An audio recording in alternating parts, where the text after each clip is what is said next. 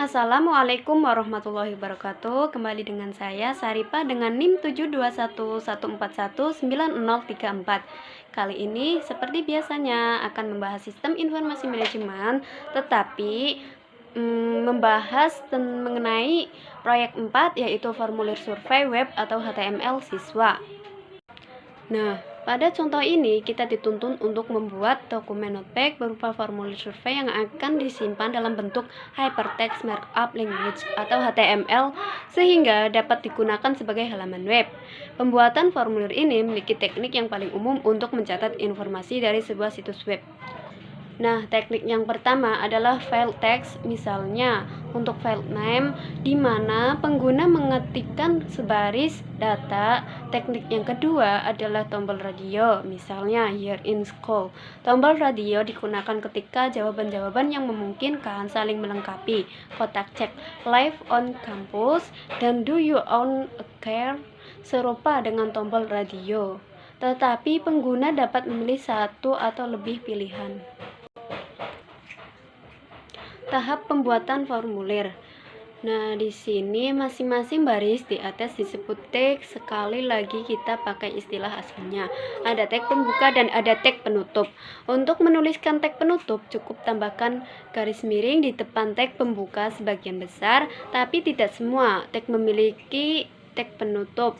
Anggaplah tag ini sebagai cara kita berbicara dengan browser, atau lebih tepat memberikan perintah yang baru saja Anda katakan pada browser ini adalah awal dokumen HTML dan ini adalah akhir dokumen HTML. Yang kedua, formulir ini tidak jauh berbeda dengan proyek-proyek sebelumnya. Perbedaan yang paling signifikan adalah pada baris 6 dan 47 dari kode HTML yang digunakan untuk membuat formulir tersebut. Yang ketiga, ingatlah bahwa baris bernomor pada figur ini hanyalah berfungsi sebagai titik referensi. Bagian tersebut tidak akan muncul dalam file kode HTML untuk halaman web. Perintah form dan garis miring form memberitahu browser web akan mencatat informasi dari pengguna. Tanpa perintah ini untuk memulai dan mengakhiri formulir, halaman web tidak mencatat informasi dari pengguna. Yang keempat, dari figur P4.3, Anda dapat melihat bahwa kontak informasi berada dalam sebuah tabel. Kolom yang pertama memberikan tabel untuk formulir tersebut. Baris 14 dan 18 adalah perintah yang menangkap input untuk file name dan email. Yang kelima, baris 23 hingga 26 menampilkan pilihan untuk tingkatan kelas file name haruslah sama untuk tombol radio. Pada contoh ini, nama yang dicantumkan selalu sekuler. Satu-satunya yang dilihat dari baris 23 adalah sebuah tombol radio dan kata freshman. Yang keenam, perhatikan 4 fitur penting mengenai baris 23, jenis file, nama file, nilai file, dan fakta bahwa pilihan ini sudah memiliki tanda cek dari awal. Jenis file radio menyebabkan browser web memberi lingkaran yang dapat dimasukkan dengan sebuah klik mouse. Dan yang ketujuh, perhatikan file value dan baris ke-23 ketika lingkaran sebelum frase freshman dipilih, komputer tersebut memasukkan nilai FR pada file sekuler. Pengguna halaman web melihat frase freshman, tetapi browser melihat nilai FR ketika lingkaran tersebut dipilih. Nah, selanjutnya bagian-bagian formulir contoh. Nah, di sini disajikan sebuah gambar. Tombol radio harus digunakan untuk pilihan eksklusif di mana jumlah pilihan yang tersedia terbatas. Jika terdapat banyak pilihan, pilihan-pilihan ini dapat memakan tempat yang amat banyak pada halaman web. Jika seorang pengguna dapat memilih lebih dari satu pilihan, kotak cek harus digunakan. Seperti gambar di samping menampilkan kotak cek untuk menangkap informasi di mana seorang siswa tinggal dan apakah siswa tersebut memiliki sebuah mobil. Nah, di sini juga disajikan sebuah gambar baris 29 dan 30 pada gambar di samping membuat kotak cek yang nampak pada contoh.